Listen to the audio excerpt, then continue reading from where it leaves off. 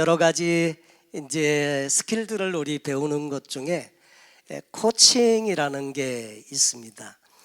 코칭의 기본적인 스킬 중에 경청이라는 것이 있어요. 경청한다는 것은 남의 말을 귀담아 잘 듣는 것인데, 이 경청 중에도 그냥 경청이 아니라 맥락적 경청이라는 것이 있습니다. 맥락적 경청이라는 것은 말만 듣는 게 아니고 그 사람의 표정, 제스처, 심지어 말하지 않는 침묵을 통해서도 그 무언가 그 마음에 하고자 하는 말을 읽어낼 수 있는 것을 맥락적 경청이라고 한다는 거죠.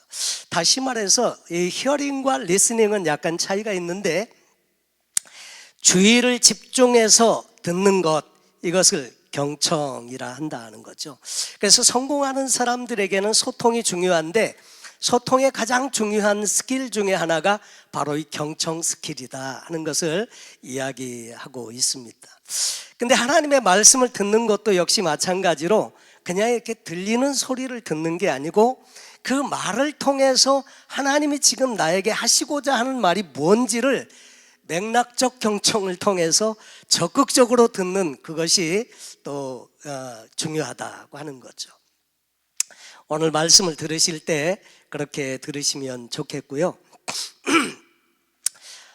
우리 신앙생활에 있어서 참 중요한 것 중에 하나는 신앙이 그냥 관념이 아니고요, 실제가 돼야 한다고 늘 말씀을 드리는데, 언젠가도 말씀드린 것처럼 계란이 있잖아요. 계란이 있는데 이 계란은 무정란이 있고 유정란이 있어요. 일부 예배 끝마치시면 이제 친교 나누실 때 매 주일마다 우리가 계란을, 삶은 달걀을 또 같이 먹기도 하고 하는데, 여러분 그 삶은 달걀과 생달걀을 구분하는 법 여러분 혹시 아시나요? 쉽게 알 수 있는 좋은 방법이 있는데 잘 모르시나요? 여러분이 모르셔야 저도 할 말씀이 있죠.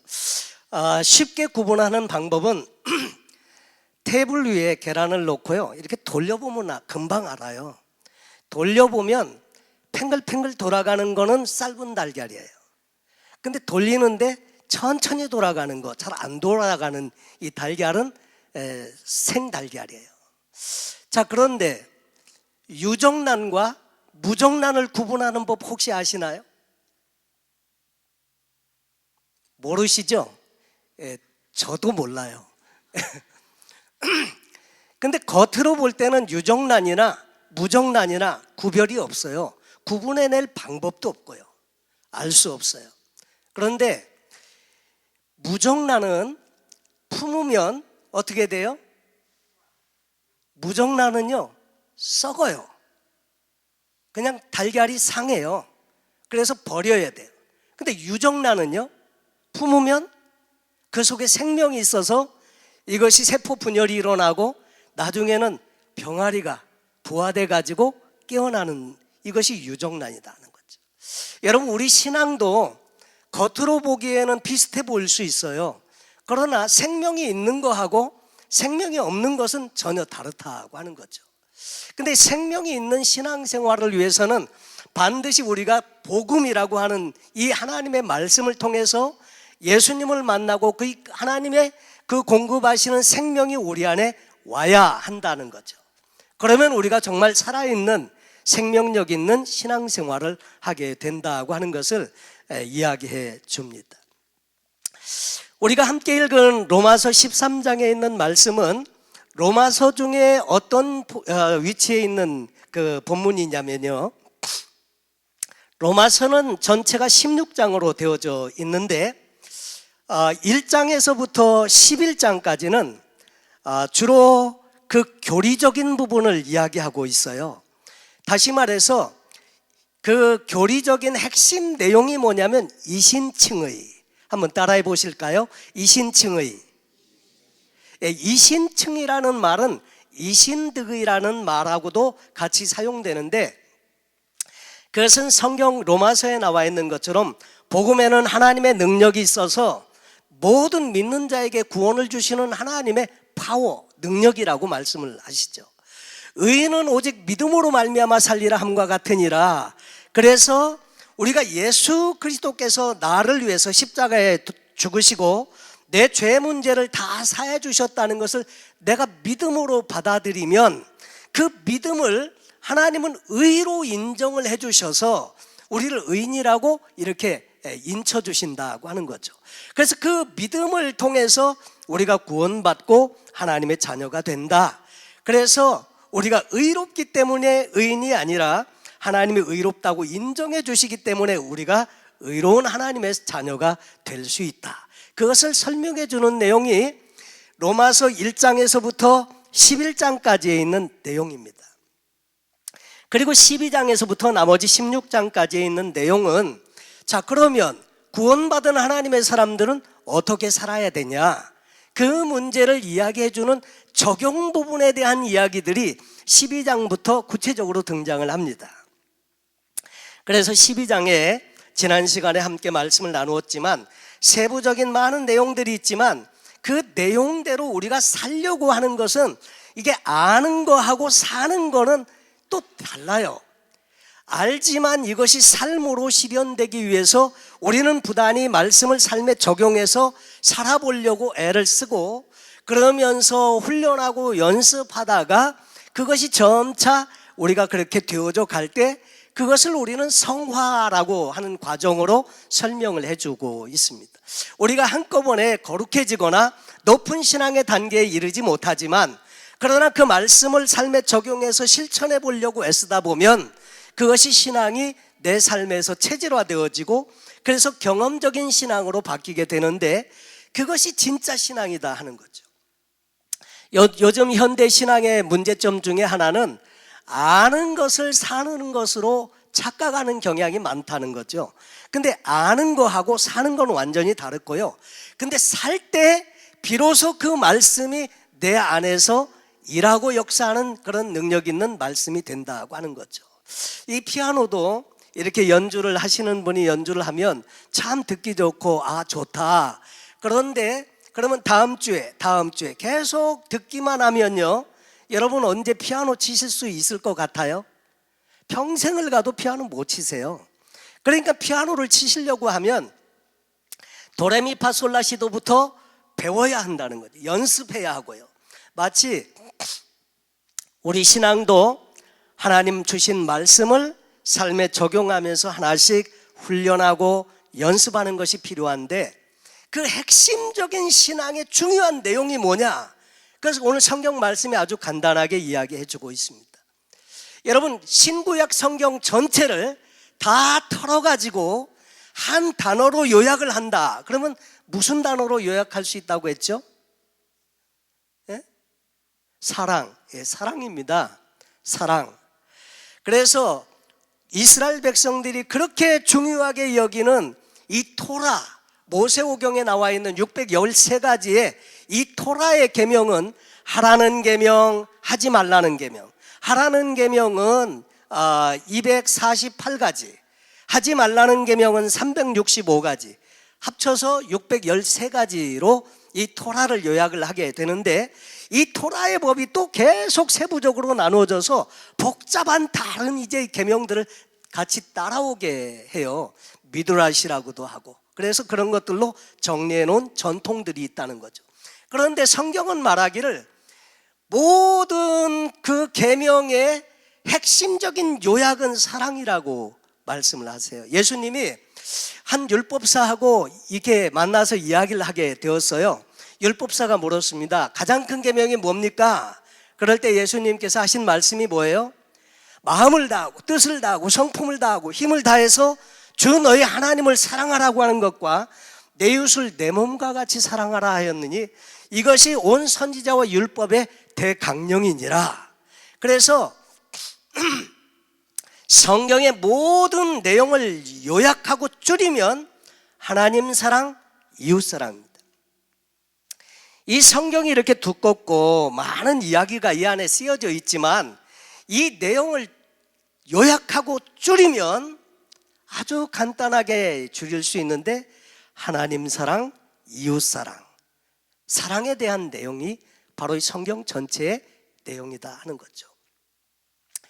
그래서 10계명에도 보면 1계명에서부터 4계명까지는 하나님과 우리와의 관계에 대한 이야기예요. 하나님을 사랑하라는 거예요. 유일신, 오직 하나님 한 분밖에는 섬기지 마라.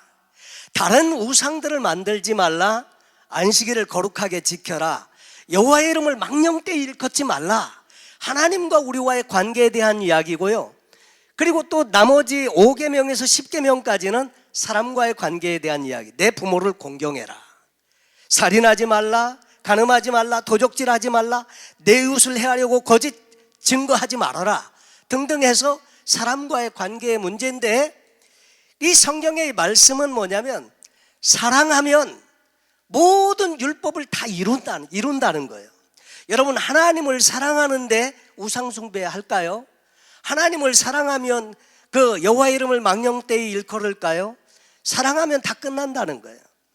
여러분, 이웃을 사랑하는 것도 마찬가지고 율법과 선지자의 대강령이 바로 이 하나님 사랑, 이웃 사랑이라고 말씀을 하시는 겁니다. 그래서 오늘 성경의 8절과 10절에 보면 남을 사랑하는 자는 율법을 다 이루었느니라. 사랑은 율법의 완성이니라. 이렇게 설명을 하면서 사랑을 설명하는데, 이 사랑에 대해서 이야기를 하면서 바울은 사랑에 대한 독특한 표현을 사용하고 있는데, 빛이라고 하면 보통 우리가 세 가지를 생각하죠. 이렇게 라이트, 빛이 있고요. 그 다음에 머리 빗을 때 쓰는 빛이 있고요. 그리고 채무를 의미하는 빚이 있고요. 여기서 말하는 것은 채무를 의미하는 빛이라고 하는 단어를 사용하는데, 그래서 피차 사랑의 빛 외에는 아무에게든지 아무 빚도 지지 말라. 또 로마서 1장 14절 이하에는 헬라인이나 야만인이나 지혜 있는 자나 어리석은 자에게 다 내가 빚진 자라. 그러므로 나는 할 수 있는 대로 로마에 있는 너에게도 복음 전하기를 원하노라. 이 바울이 로마에 있는 교회에 가서 복음 전하기를 원하는 이유가 뭐라고요? 내가 빚졌다 이거예요. 누구에게 빚졌어요? 하나님께요. 무슨 빚을 졌어요? 하나님의 사랑과 은혜의 빚을 진 거예요. 하나님께서 일방적으로 자기를 선택하셔서 이방인의 사도로 삼으시기까지 하나님의 놀라우신 하나님의 섭리를 깨닫게 하고 하나님의 자녀로 삼아주신 이 놀라운 하나님의 은혜, 이 사랑, 이것이 빚으로 느껴졌다 하는 거죠. 그래서 이 빚 갚기 위해서 로마에도 내가 가고 싶다. 가서 이 빚 갚는 심정으로 너에게 이 복음을 전하고 싶다. 그 얘기를 사도 바울이 하고 있는 거죠. 사실 여러분, 우리도 알게 모르게 다 빚진 자인 줄로 믿습니다. 부모님께 빚졌고요. 그리고 많은 복음을 전해주신 분들에게 빚졌고요. 또 하나님께 빚졌습니다. 예수 그리스도께서 당신의 아들을 예수 그리스도께서 친히 십자가에 못 박혀 죽으시면서 우리를 구원해 주신 것도 빚이고요. 그 복음이 오늘 우리에게까지 흘러 들어오도록 하기 위해서 많은 순교의 피가 흘렸어요. 이 순교의 피에 대해서도 여전히 우리는 빚진 자다 하는 거죠. 그래서 이 빚진 자의 그 마음을 가지고 세상을 살게 되는 것임을 이야기하고 있습니다. 그리고 또 한 가지는 이웃을 우리가 사랑하기 위해서 두 가지 생각해 볼 것이 있는데, 여러분, 우리가 이웃을 제대로 사랑하기 위해서 어떻게 하면 이웃을 사랑할 수 있을까요? 사랑해야 된다는 것 잘 아는데 어떻게 하면 이웃을 좀 더 잘 사랑하면서 살 수 있을까? 그것은요, 간단합니다. 예수님의 사랑이 내 안에 충만하게 이렇게 감격과 감동으로 살아있으면 그 감격과 감동으로 이웃을 사랑할 수 있어요. 원래 우리는 너무 이기적이에요. 우리 스스로 자신을 보면요. 그렇잖아요. 원래 우리는 죄성을 가지고 있는 인간의 본성을 가지고 있기 때문에 이기적입니다. 그런데 나의 이기심을 넘어서 이웃을 사랑한다고 할 때 사랑하려고 하지만 어떻게 돼요? 하다가 나중에 에이 그냥 그리고 그만둬 버릴 때가 많잖아요. 우리는 한계가 있다는 거예요. 내 힘으로는 안 된다는 거예요. 그러니까 어떻게 해야 되느냐? 그것은 하나님께서 나를 사랑해 주신 그 사랑으로 이웃을 사랑하라는 거예요. 그래야 이 사랑이 가능하다 하는 거죠. 선교지에 나가는 많은 선교사님들, 그리고 정말 사랑을 실천하면서 사는 많은 사람들을 보면 그가 받은 사랑이 많다는 거죠. 받고 보니까 이 사랑이 너무 귀하고 감사한데 이 사랑을 갚을 길이 없다는 거예요. 하나님께 갚고 싶은데 그 하나님께 갚을 길이 없으니까 대신 그 하나님이 사랑하시는 사람들을 대신 사랑을 실천하면서 우리는 그 사랑을 유통해 줄 수가 있다는 거죠. 그러니까 내 사랑으로는 안 되고요, 하나님이 내게 주신 사랑, 이 감격, 이 기쁨, 이 충만함이 내게 있을 때 그래서 이 사랑을 다른 사람에게 보내줄 수가 있다고 하는 거죠. 그러니까 언제나 우리 삶에서 하나님의 사랑이 늘 감동이 있고 감격이 있는, 그래서 늘 싱싱하게 우리가 살아있을 수 있어야 이 사랑의 유통자로 쓰임받을 수 있다는 것을 우리가 성경을 통해서 발견하게 됩니다. 그리고 여러분, 이웃 사랑도 역시 마찬가지예요. 요한 1서 4장에 보면 이렇게 말씀하세요. 사랑은 여기 있으니 우리가 하나님을 사랑한 것이 아니요 하나님이 우리를 사랑하사 우리 죄를 속하기 위하여 화목제물로 그 아들을 보내셨습니다. 사랑하는 자들아, 하나님이 이같이 우리를 사랑하셨은즉 우리도 서로 사랑하는 것이 마땅하도다. 우리가 먼저 하나님을 사랑한 게 아니고요, 하나님 그분께서 먼저 우리를 사랑해 주셨어요. 그런데 죄 떼고 우리가 사랑받을 만한 조건과 자격이 전혀 없는데도 불구하고 하나님은 우리를 먼저 사랑하셨다고 말씀을 하십니다.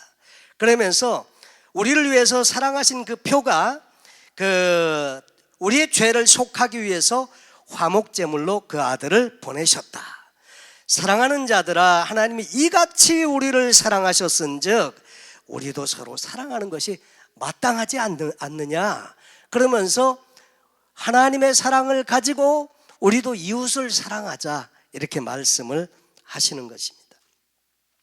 여러분, 그래서 우리 내면에 하나님께서 우리를 사랑하신 그 감격이 회복되어야 감동과 감격을 가지고 이웃을 사랑할 수 있다고 하는 거죠.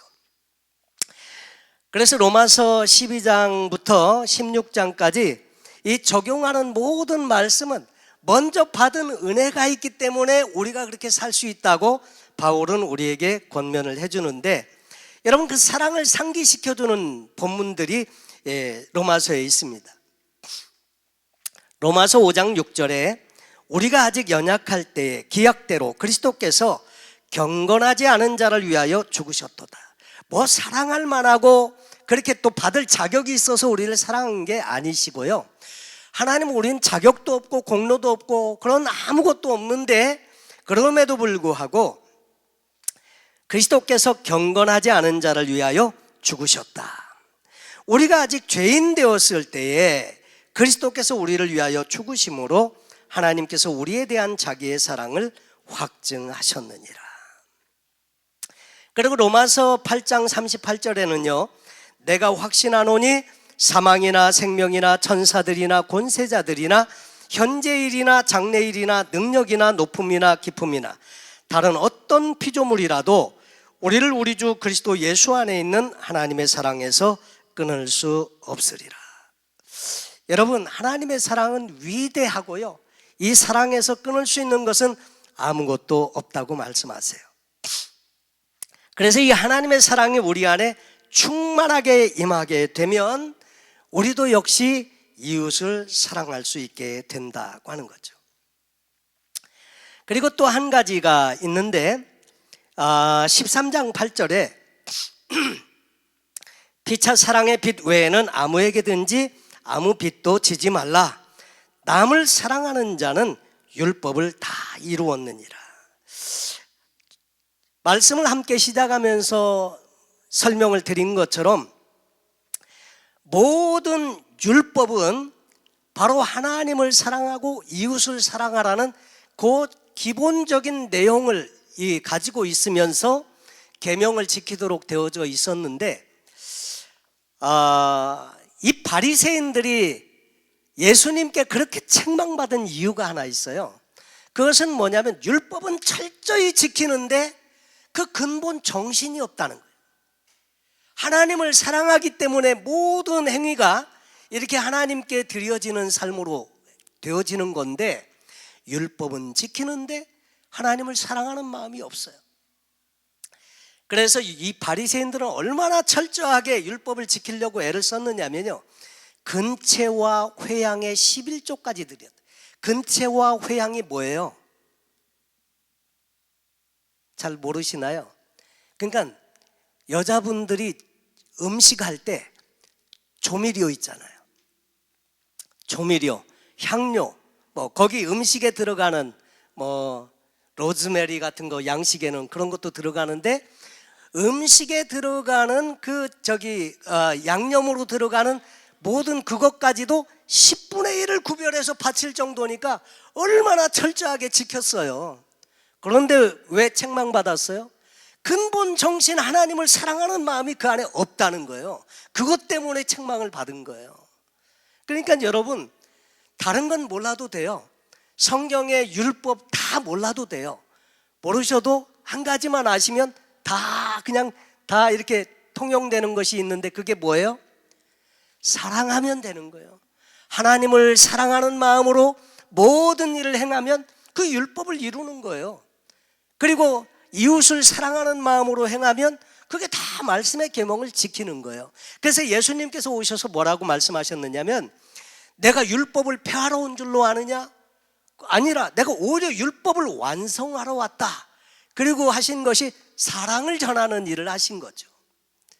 여러분, 그래서 사랑은 율법의 완성이다 말씀을 하고 있으면서, 그런데 여러분, 사랑을 실천하려고 하다 보면 실망되는 때가 많죠. 사랑을 실천하려고 하는데 자꾸 실망하고 낙심하고 상처받는 이유가 뭐예요? 여러분, 살아있는 모든 것은 다 뭐가 필요하다고요? 사랑이 필요하다고요. 하여튼 식물도 그래요. 집에서 키우는 화초나 이런 것도요, 사랑하는 마음으로 물 주고 키우면요 잘 자라요. 근데 사랑하지 않으면 어떻게 돼요? 죽어요. 식물도요. 여러분, 한국에 올키드, 한국 난 같은 거 사람들 많이 키우거든요. 어떤 분은 난을 키우는 이렇게 비닐하우스처럼 이렇게 해갖고 그 난을 키우는 곳을 만들어 놨는데, 거기에다가 클래시컬 음악을 틀어놓고 있더라고요. 이 사람이 이게 듣나? 근데 여러분 아세요? 식물에 클래식 음악 들려주면 잘 크는 거 여러분 아세요? 그거 잘 모르시죠? 살아있는 모든 것은 다 사랑을 필요로 해요. 그리고 여러분, 우리가 이해하지 못할지라도 다 정말 보면 살아있는 모든 것은 사랑을 필요로 하는데, 받아야 할 사랑을 마땅히 받아야 하는 대상에서 받지 못할 때 우리는 상처를 받아요. 또 언제 상처를 받느냐 하면, 사랑을 주었어요. 근데 준 만큼 안 들어와. 100을 주었는데 적어도 90은 받아야 되는데 90은커녕 50도 안 들어와. 그러면 어떻게 돼요? 준 만큼 안 오니까 상처받아요. 또 시험 들어요. 근데 첫째 원리는, 우리가 사랑을 실천하고자 할 때 하나님께로부터 받은 사랑을 가지고 이웃을 사랑하는 것이 첫 번째 원리고요. 두 번째로는 그 사랑을 가지고 이웃을 주었을 때 받으려고 하지 말라는 거예요. 그 대상한테. 그러면 시험 안 들어요. 그러면 누구에게 받나? 나는 줬는데 나만 손해 아닌가? 근데 누구에게 받아요? 하나님께 받으시면 돼요. 베푸시고요, 하나님께 받는다 생각하시면요 시험 들 일이 없으세요. 그리고 받은 하나님의 사랑을 그저 나는 유통자이다, 복의 독점자가 아니고 나는 유통자이다. 그래서 흘려 보내는 거예요. 여러분, 근데 갈릴리 호수가 있고 이 사해가 있어요. 사해는요, 나가는 곳이 없어요. 결국 그 사해는 물이 어떻게 됐어요? 그냥 이렇게 살아있는 물이 아니에요. 소금물인데 얼마나 짠지 몰라요. 저도 사해 가가지고 이렇게 누워봤어요. 예, 늘 이렇게 막 말로 들었잖아요. 누웠는데 물이 안 가라앉아요. 그냥 몸이 둥둥 떠 있어요. 근데 어쩌다가 그 물이 눈에 들어가잖아요. 얼마나 알인지 눈을 못 떠요. 그렇게 죽은 바다가 되었다는 거죠. 흘려보내라는 거죠. 그러면서 바울은 이 사랑을 흘려보내는 거, 여러분, 그럴 때 정말 그 사랑의 풍성함이 우리에게 더하게 된다는 거죠. 여러분, 대가를 바라지 말고 하나님께 받는다 생각을 하시고요, 사람들에게 사랑을 실천하는 거 귀한 일입니다. 엊그제 우리 전현자 권사님 아드님들 가정과 조촐한 장례 예배를 함께 드렸습니다. 근데 장례 함께 예배 드리면서 우리 성도님들이 많이 생각이 났어요. 권사님 병원에 입원해 계실 때 또 찾아가셔서 또 위로도 해주시고 기도도 해주시고 그리고 손도 잡아주시고 그리고 때로는 음식도 갖다가 준비해서 음식도 갖다 드리시고 또 권사님 좋아하시는 찬송까지 그 병실에서 불러드리고, 비록 이렇게 더 오래 사시면 좋았지만 사람의 생명은 우리 사람이 어떻게 할 수 없는 것이라 또 하나님 나라에 가셨지만은, 여러분 그렇게 사랑하고 또 섬겨드린 거, 여러분 결국 그것만 남는 거예요. 여러분 인생은 짧습니다. 금방 지나가요. 근데 금방 지나가는 이 인생 속에서 사랑하면서 살아도 인생은 짧습니다. 그래서 사랑하면서 살면 좋겠어요.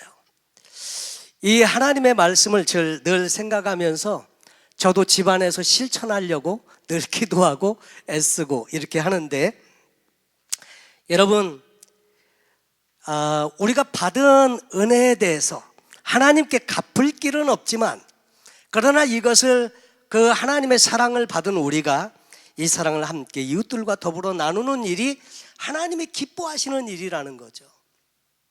성경 전체를 통해서 그래서 우리에게 주시는 메시지가 바로 그 말씀을 하시고 계신다는 거죠. 그러면서 로마서 13장 10절에서는 사랑은 이웃에게 악을 행하지 아니하나니 그러므로 사랑은 율법의 완성이다. 악을 행하지 않는다. 고린도전서 13장에도 이 바울은 사랑에 대해서 기록을 하고 있는데 거기 이렇게 말하고 있습니다.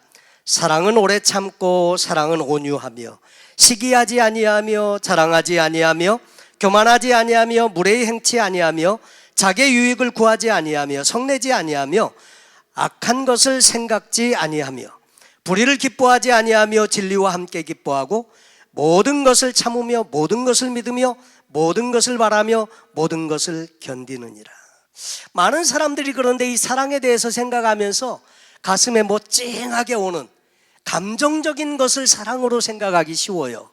그런데 성경이 말하는 사랑은 그냥 이렇게 감정적으로 이모셔널리 이렇게 오는 어떤 느낌, 필링 이런 것을 말하는 것이 아니고요, 행동입니다. 다 보시면 다 행동이에요.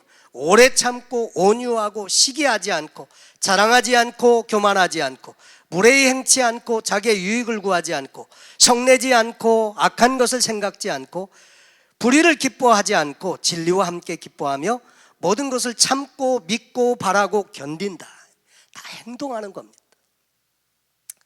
그래서 이 사랑은 정말 하나님의 말씀대로 살 수 있는 능력, 이것을 가질 때 비로소 사랑이 가능한데, 여러분 이 말씀대로 사랑하게 되면 모든 하나님의 율법을 이루는 것이다. 그리고 성도의 본질은 사랑하는 것이다. 하나님 사랑, 이웃 사랑입니다. 한국에서도 상영된 적이 있는 영화인 아름다운 세상을 위하여라는 영화가 있습니다. 원제는 Pay It Forward라고 하는 그런 그 제목인데, 7학년 주인공 소년이 있는데 그 학교에서 사회학 선생님이 숙제를 하나 내줬는데 세상을 보다 낮게 바꿀 수 있는 계획을 세우고 그것을 실천해 보라고 하는 것입니다. 소년은 어떻게 하면 세상을 보다 낮게 바꿀 수 있을까 생각을 하다가 한 가지 아이디어를 생각하게 되었는데, 선행이 다단계로 퍼지는 방법을 생각해내게 되었습니다. 그리고 이름을 도움 전달하기라고 했는데, 내가 누군가에게 도움을 주면 도움을 받은 사람이 나에게 다시 그 받은 도움을 돌려주는 것이 아니라 다른 사람, 세 사람에게 도움을 주라는 거예요. 아주 간단한 원리예요. 도움을 받았으면 이걸 대신 누구에게 갚느냐? 나에게 갚지 말고 다른 사람, 세 사람에게 이 사랑을 실천하고 해달라, 그거예요. 그러면 그 사랑을 받은 또 다른 사람들이 또 세 사람씩 하면 이것이 퍼져나갈 때마다 엄청나게 많은 사람들이 수혜자가 되고, 그러면 세상은 보다 더 나은 세상이 되지 않을까 하는 거죠. 그래서 이것이 이렇게 사람들 사이에 퍼져나갈 때 우연히 낯선 이에게 도움을 받은 어떤 언론인이 그에게서 도움 전달하기에 대한 설명을 듣고, 이게 누가 이런 아이디어를 냈나 추적하고 찾아보았더니 이 7학년 학생에게 시작이 된 거예요. 그래서 그 학생의 이야기를 기사화해가지고 신문에 내게 되고, 그러면서 이 소년이 유명하게 되었어요. 그랬는데 어느 날 불량배들에게 끌려가가지고 어려움을 겪는 친구를 도와주려다가 그 칼에 찔려가지고 불량배에게, 그래서 세상을 떠나게 됩니다. 그 이야기가 이제 매스컴에 보도가 되고 하면서 그 사랑 실천하기 운동에 참여했던 수많은 사람들이 그 소년의 집을 찾아와서 촛불을 이렇게 들고 그 소년의 그 선한 마음과 또 그 삶에 대해서 경의를 표현하는 내용의 이야기가 그 영화의 중심적인 내용이라고 할 수 있습니다. 영어의 back이라고 하는 말은 뒤로, forward라고 하는 말은 앞으로의 의미가 있는데, 소셜 네트워크에서는 forward는 전달이라는 뜻으로도 쓰입니다. 그러니까 메일을 받았는데 이 메일을 다른 사람에게 보낼 때 forward 해가지고 forwarding 시키잖아요. 그것은 전달 메일로 받는 거죠. 그래서 이 단어들이 갚다라고 하는 의미가 있는 pay와 함께 쓰여질 때, payback은 준 사람에게 되돌려주는 것이 payback이고, pay forward 이 말은 준 사람에게 되돌려주는 것이 아니라 다른 사람에게 주는 거예요. 전달해서 다른 사람에게 주는 거예요. 그래서 자기가 받은 도움을 다른 사람에게 베풀기라는 뜻을 갖게 돼요. 그래서 pay it forward라고 하는 것은 받은 것을 다른 사람에게 전해주고 그 받은 사람은 또 다른 사람들에게 전해주고, 그러면 이 사랑이 계속해서 무한대로 퍼져나가면서 수많은 사람들에게 그 혜택이 주어지게 된다고 하는 그런 의미인 거죠.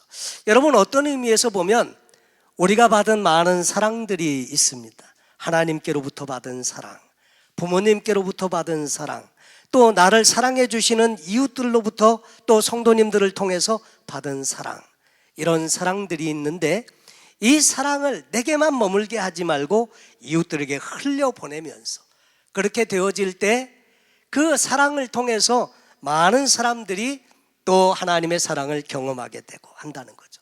여러분, 가장 그 사랑하는 그 표현은 뭘까요? 이웃에게 정말 사랑하는 사람이 있다면 그를 위해서 해줄 수 있는 최상의 선물은 예수를 믿고 구원받게 하는 거죠. 영원한 천국을 그가 함께 소유할 수 있도록 도와주는 일이라고 할 수 있습니다. 그러면서 사랑을 구체적으로 실천하기 위한 몇 가지 방법들을 전에 소개해 드린 적이 있는데, 그 중에 한 가지, 사랑의 언어 5가지가 있다고 했습니다. 여러분 기억나시나요? 사랑의 언어 5가지. 첫 번째는 이렇게 스킨십, 사람들을 토닥거려주고 이렇게 허그해드리고 사랑의 표현이고요. 두 번째로는 인정하는 말이에요. 그 사람을 인정하고 칭찬하고 격려할 때 이것도 역시 사랑의 언어로 우리가 사용하고 있는 거죠. 그리고 세 번째로는 함께 시간을 보내는 것이 있습니다. 여러분, 함께 시간을 보내면서 사랑을 함께 나누는 것이고요. 또 선물을 주는 거, 이것도 러브 랭귀지 중에 하나이고, 또 나머지는 봉사하고 헌신하면서 돕는 거, 이것도 러브 랭귀지 중에 하나라고 했습니다. 어쨌든 이 사랑이라고 하는 것은 하나님의 속성이고요. 하나님은 사랑이 많은 분이 아니라 성경에 보면 하나님은 사랑이세요. God is love 이렇게 돼 있잖아요. 여러분, 그래서 하나님은 사랑이신데 우리가 그 하나님의 사랑을 받았으므로 우리도 이웃을 사랑하는 것이 마땅하다, 이렇게 요한 1서에 기록해 주고 있죠. 예수님도 이렇게 말씀을 하셨습니다. 새 계명을 너희에게 주노니 서로 사랑하라. 내가 너희를 사랑한 것 같이 너희도 서로 사랑하라. 너희가 서로 사랑하면 이로써 모든 사람이 너희가 내 제자인 줄 알리라. 오늘 사도 바울의 권면, 어떻게 우리 성도의 삶을 실천하면서 살 수 있을까?